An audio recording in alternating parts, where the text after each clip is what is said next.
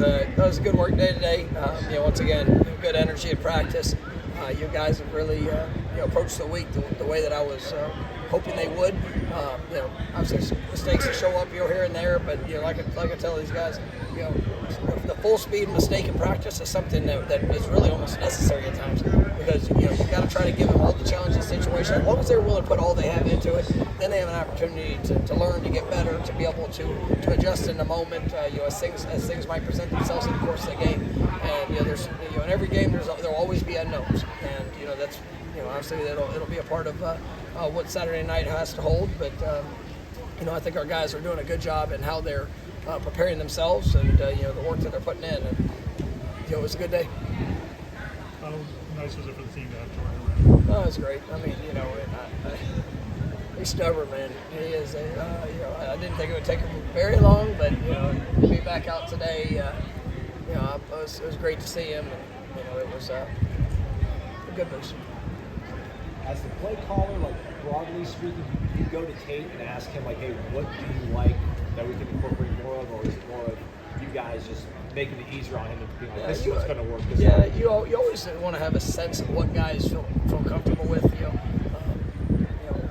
really all the quarterbacks. And, as a coach, you try to get a sense of that throughout the course of practice, because I've been around guys that they really like to play, but when you look at the production of it's not very good. But you got to be able to see what that looks like, and so that's something that we track throughout the course of the season.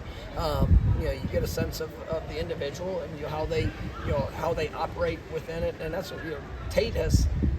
He's been here. He understands the offense. He's got a broad scope of things that he's very efficient in, and can go out there and execute, perform all the components of what we might need. And so but yes, we will, as we get into the week, try to get a sense of what are the things that are really clean for you.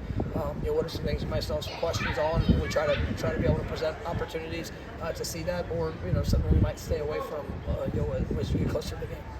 The Swamp at night, is there something comparable like that you guys have played like this year, or is it just something unique to play in that stadium at night? I've never been there at night, so I really don't know. I'm sure it's going to be a very hostile environment. Playing at Clemson is a very hostile environment. They're pretty good there, and ultimately this is we're not going to be able to control the atmosphere. We know it's going to be loud. If we go and play to the way we're capable, then those things will all take care of themselves. But we've played in many loud atmospheres, but this is a rivalry game, and I expect this to be as loud and as hostile as any of them. You feel like the supporting cast has done a really good job around Tate and supporting him this week, and also just playing well in practice with him. You talked after Saturday's game about them having to do things right and help him out. Have they shown that? No, I think so, and I think you guys were. It's for us. It's still all about the details, about the rhythm and timing. And Tate's done a good job. There's still things we have to clean up. With some route depths, some spacing that showed up a little bit today where we can be better. But I thought guys had really good practice. Receivers. I mean, Ja'Kai had one of his best days. He was awesome today. Johnny, Keon, tight ends. I mean, they all showed up and really get better. Darion's back in swing. He's been out the last few weeks, and fully expect him to play this week. Him and Kentron. So it's nice getting that entire group being ready to go out there and play. And so we got a lot of competition in practice, and you guys are doing a nice job with it. How do you like the response from the offensive line, and kind of embracing the duty of needing to do what they need to do to keep the offense moving? I mean, it's we're all trying to get better, and our O-line's played really good at times, and there's been times that we've had to we have opportunities to grow, just like any position in reality. But we've got a very experienced group, and one that is hungry to go be better, and so they're working hard at it, and going to push to get it done. There was a moment as the game went on Saturday night where Tate big pass and kind of response. You see emotion? Is he an emotional guy, or is he pretty mellow? He's not.